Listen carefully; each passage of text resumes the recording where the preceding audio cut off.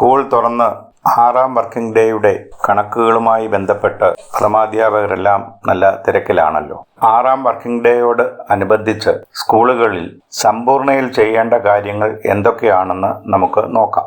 ഇതിനൊരു ക്ലാസ് KPHFന്റെ അംഗങ്ങൾക്ക് നമ്മൾ എടുത്തു. എന്നിരുന്നാലും അതിൽ കയറാൻ പറ്റാത്തവർക്കും മറ്റുള്ളവർക്കും സഹായകമാകട്ടെ എന്ന് കരുതിയാണ് ഈ വീഡിയോ ഇടുന്നത്.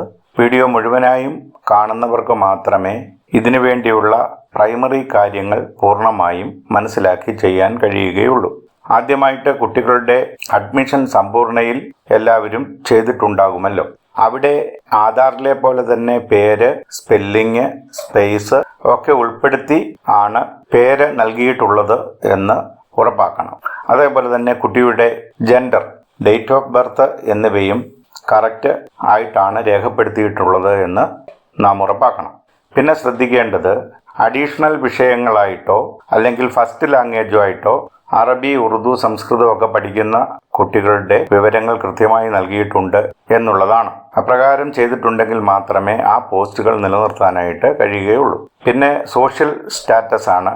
അതും കറക്റ്റായിട്ട് കണക്കെടുപ്പിൽ ആവശ്യമുള്ളത് കൊണ്ട് തന്നെ തെറ്റായിട്ട് ചെയ്യാനിട വരരുത്. ഇത്രയൊക്കെ കാര്യങ്ങൾ ശ്രദ്ധിച്ച് കുട്ടിയെ അഡ്മിറ്റ് ചെയ്ത് കഴിഞ്ഞാൽ 6ാം വർക്കിംഗ് ഡേയോടനുബന്ധിച്ച് നമുക്ക് ചെയ്യേണ്ടത് UID അനാലിസിസ് ഒന്നാമത് ചെയ്യണം. രണ്ടാമത് 6th വർക്കിംഗ് ഡേ സ്ട്രെങ്തിൽ അവ വന്നിട്ടുണ്ടോ എന്ന് പരിശോധിക്കും. 6th വർക്കിംഗ് ഡേ സ്ട്രെങ്തിന്റെ പെർഫോമയുമായി ബന്ധപ്പെട്ട് സ്കൂൾ ഡീറ്റെയിൽസ് കറക്റ്റ് ആണോ എന്ന് നോക്കണം. ഈ 3 കാര്യങ്ങളാണ് ഈ വീഡിയോയിലൂടെ ഞാൻ പറയാനായിട്ട് ഉദ്ദേശിക്കുന്നത്. ഇനി നമുക്ക് UID അനാലിസിസ് എങ്ങനെയാണ് ചെയ്യുന്നതെന്ന് നോക്കാം. അതിനായി സമ്പൂർണ്ണ തുറന്ന് ഡാഷ്ബോർഡിലെ UID അനാലിസിസ് എന്ന ബട്ടണിൽ ക്ലിക്ക് ചെയ്ത് തുറന്നു വരുന്ന പേജിൽ ഡിവിഷൻ വൈസ് UID സ്റ്റാറ്റസ് എന്നത് ചെക്ക് ചെയ്യുക. വാലിഡായിട്ടുള്ളതും ഇൻവാലിഡായിട്ടുള്ളതും UID ഇല്ലാത്തതുമായിട്ടുള്ള കുട്ടികളുടെ എണ്ണം കോളങ്ങളായി അവിടെ കാണിക്കുന്നുണ്ടാവും. അവ പരിശോധിച്ച് ഓരോ ഡിവിഷനിലും എത്ര എണ്ണം ഇൻവാലിഡായിട്ടുണ്ടെന്ന് കണ്ടെത്തുക. ഡിവിഷനിലെ കുട്ടികളുടെ എണ്ണത്തിൽ എന്തെങ്കിലും തെറ്റുകൾ ഉണ്ടെങ്കിൽ ക്ലാസ് ആൻഡ് ഡിവിഷനിൽ പോയി കുട്ടികളെ സെലക്ട് ചെയ്ത് ഡിവിഷൻ അലോട്ട് ചെയ്തിരിക്കുന്നത് കറക്റ്റാണോ എന്ന് പരിശോധിച്ച് കറക്റ്റ് ചെയ്യുക. ആ പേജിന്റെ മുകളിൽ കാണുന്ന സിങ്ക് ഡിവിഷൻ എന്നുള്ളത് ക്ലിക്ക് ചെയ്യുകയാണ് എങ്കിൽ ക്ലാസ് ആൻഡ് ഡിവിഷനിലെ അപ്ഡേഷൻ നടക്കുന്നുണ്ടാവും. എന്നാൽ നമ്മൾ ചേർത്ത ഒരു കുട്ടി ഇവിടെ സിങ്ക് ചെയ്ത് ഡിവിഷനിൽ വന്നിട്ടില്ല എങ്കിൽ ആ ക്ലാസിന്റെ ഡിവിഷൻ ലെറ്ററിൽ A, B തുടങ്ങിയ ലെറ്ററിൽ ഏത് ക്ലാസ്സിലാണോ കുട്ടി വരാത്തത് ആ ഡിവിഷന്റെ ലെറ്ററിൽ ക്ലിക്ക് ചെയ്താൽ ആ ഡിവിഷൻ തുറന്നു വരികയും അവിടെ കുട്ടികളെ ലിസ്റ്റ് ചെയ്യുകയും ചെയ്യും. അതിന് മുകളിലായി കാണുന്ന സിങ്ക് സ്റ്റുഡൻസ് എന്ന ഓപ്ഷനിൽ ക്ലിക്ക് ചെയ്താൽ ആ ക്ലാസ്സിലെ കുട്ടികളുടെ എണ്ണം UID അനാലിസിസിൽ എത്തിച്ചേരുന്നുണ്ടാവും. അപ്രകാരം ഒരു കുട്ടി ആ പേജിൽ എത്തിക്കഴിഞ്ഞാൽ അവന്റെ പേരിന് നേരെ കാണുന്ന റൺ UID വെരിഫിക്കേഷൻ എന്ന ബട്ടൺ ക്ലിക്ക് ചെയ്യണം. അപ്പോൾ UID വാലിഡ് ആണെങ്കിൽ വാലിഡ് എന്ന് കാണിക്കും. ടോട്ടൽ നമ്പർ മാറി വരികയും ചെയ്യും. UID വാലിഡായി ആ കുട്ടിയുടെ പേരിന് നേരെ വരുന്നുണ്ടെങ്കിലും മുകളിൽ വാലിഡ് UIDയിൽ ആ നമ്പർ കയറി വന്നിട്ടില്ല എങ്കിൽ ഒരിക്കൽ കൂടി സിങ്ക് സ്റ്റുഡന്റ് എന്നതിൽ ക്ലിക്ക് ചെയ്താൽ UID നമ്പർ അപ്ഡേറ്റ് ആകുന്നുണ്ടാകും. ആവശ്യമെങ്കിൽ മുകൾ ഭാഗം വലതുവശത്ത് കാണുന്ന PDF എന്നതിൽ ക്ലിക്ക് ചെയ്ത് പേരുകൾ PDF ആയി ഡൗൺലോഡ് ചെയ്യാവുന്നതാണ്. Number of students without UID എന്നതിലെ നമ്പറിൽ ക്ലിക്ക് ചെയ്താൽ കുട്ടികളുടെ പേര് കാണിക്കുന്നുണ്ടാവും. അവരുടെ ആധാർ ഡീറ്റെയിൽസ് കിട്ടിയിട്ടുണ്ടെങ്കിൽ അത് സമ്പൂർണ്ണയിലെ ക്ലാസ് ആൻഡ് ഡിവിഷൻ വഴി കുട്ടിയുടെ ഡീറ്റെയിൽസിൽ എഡിറ്റ് ചെയ്ത് ആധാർ അപ്ഡേഷൻ നടത്താവുന്നതാണ്. ഇനിയാണ് പ്രധാനമായും നമുക്ക് ഇൻവാലിഡ് UID കേസുകൾ പരിശോധിക്കേണ്ടത്.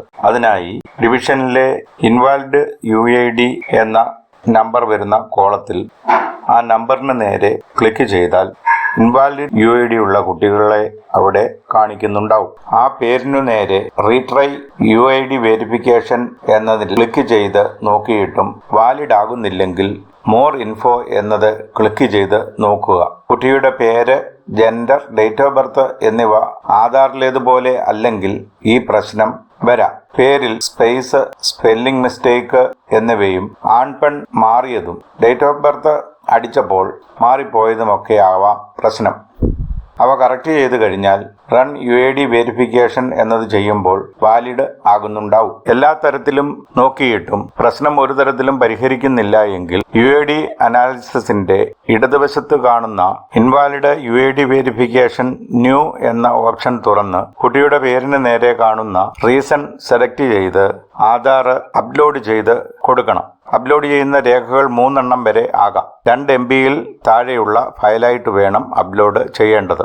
ഡിക്ലറേഷൻ എന്നതിന് താഴെ കാണുന്ന ബോക്സ് ടിക്ക് ചെയ്ത് താഴെയുള്ള സബ്മിറ്റ് ബട്ടണും ക്ലിക്ക് ചെയ്ത് കഴിഞ്ഞാൽ കൈറ്റ് തലത്തിൽ മാറ്റം വരുത്തുന്നതിന് വേണ്ടി ഇത് പോകുന്നുണ്ടാവും.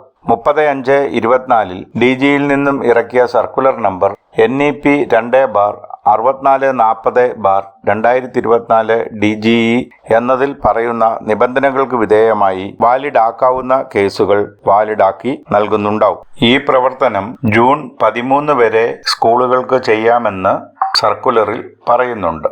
ജൂൺ 13 വരെയും സമ്പൂർണ്ണയിലെ ഈ ഓപ്ഷൻ വർക്ക് ചെയ്യുമെന്ന് നമുക്ക് പ്രതീക്ഷിക്കാം.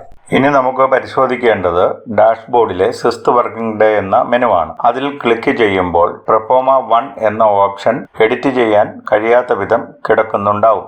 അവ പരിശോധിച്ച് എന്തെങ്കിലും മിസ്റ്റേക്കുകൾ ഉണ്ടെങ്കിൽ തിരുത്തപ്പെടുന്നതിനായി ഡാഷ്ബോർഡിലെ സ്കൂൾ ഡീറ്റെയിൽസ് എന്നത് തുറന്ന് ഇടതുവശം കാണുന്ന മാർക്കാസ് നോട്ട് കൺഫേംഡ് എന്ന ചുവന്ന ലെറ്റേഴ്സിൽ ക്ലിക്ക് ചെയ്ത് സ്കൂൾ ഡേറ്റ നോട്ട് കൺഫേംഡ് ആക്കിയ ശേഷം വലതുവശം മുകളിലെ എഡിറ്റ് സ്കൂൾ ഡീറ്റെയിൽസ് എന്നതിൽ ക്ലിക്ക് ചെയ്യണം. ആവശ്യമായ എഡിറ്റിംഗ് വരുത്തി ഏറ്റവും താഴെയുള്ള അപ്ഡേറ്റ് സ്കൂൾ ഡീറ്റെയിൽസ് എന്നതിൽ ക്ലിക്ക് ചെയ്ത് അപ്ഡേറ്റ് ആക്കിയിട്ട് ഇടതുവശം മുകളിൽ മാർക്കാസ് കൺഫേംഡ് എന്നതിൽ ക്ലിക്ക് ചെയ്ത് school data confirmed and ready for use എന്നത് ആക്കുക. ഇനി മുകളിലെ പെർഫോമ 2 ക്ലിക്ക് ചെയ്ത് തുറന്നു വരുന്ന പേജിൽ വിദ്യാർത്ഥികളുടെ എണ്ണം, മീഡിയം അടിസ്ഥാനമാക്കിയുള്ള എണ്ണം, ഭാഷാടിസ്ഥാനത്തിലുള്ള എണ്ണം, അഡീഷണൽ വിഷയം പഠിക്കുന്നവരുടെ എണ്ണം ഇവയൊക്കെ ബാധകമായ സ്കൂളുകളുടേത് അതാത് കോളങ്ങളിൽ കാണുന്നുണ്ടാവും. അതിന് അടിയിലുള്ള click here to synchronise all student details എന്നതിൽ ക്ലിക്ക് ചെയ്ത് ഓരോ മെനുവും അപ്ഡേറ്റ് ആക്കുക. മാറ്റങ്ങൾ ഉണ്ടെങ്കിൽ ഇവിടെ എഡിറ്റ് ചെയ്യാൻ കഴിയുകയില്ല. ക്ലാസ് ആൻഡ് ഡിവിഷൻ തുറന്ന് കുട്ടികളുടെ ഡീറ്റെയിൽസ് കറക്റ്റ് ചെയ്ത് അപ്ഡേറ്റ് ചെയ്ത് കഴിയുമ്പോൾ ഇവിടേക്ക് വന്നിട്ട് സിങ്ക്രണൈസ് ചെയ്താൽ മതിയാവും. 6th വർക്കിംഗ് ഡേ ആയി പ്രഖ്യാപിച്ച തീയതിയിൽ ഈ പേജിന്റെ ഏറ്റവും താഴെ വശത്ത് ഒരു ഡിക്ലറേഷൻ പ്രത്യക്ഷപ്പെടുന്നുണ്ടാവും. അതിന്റെ ഇടതുവശം കാണുന്ന ചെക്ക് ബോക്സിൽ ടിക്ക് ചെയ്ത് ഫൈനൽ സബ്മിഷൻ അഥവാ കൺഫേം ബട്ടൺ ക്ലിക്ക് ചെയ്താൽ ഇവ ഫൈനലായി അപ്ലോഡ് ചെയ്യപ്പെടും. പിന്നീട് തിരുത്തലുകൾക്ക് അവസരം കിട്ടുകയില്ല.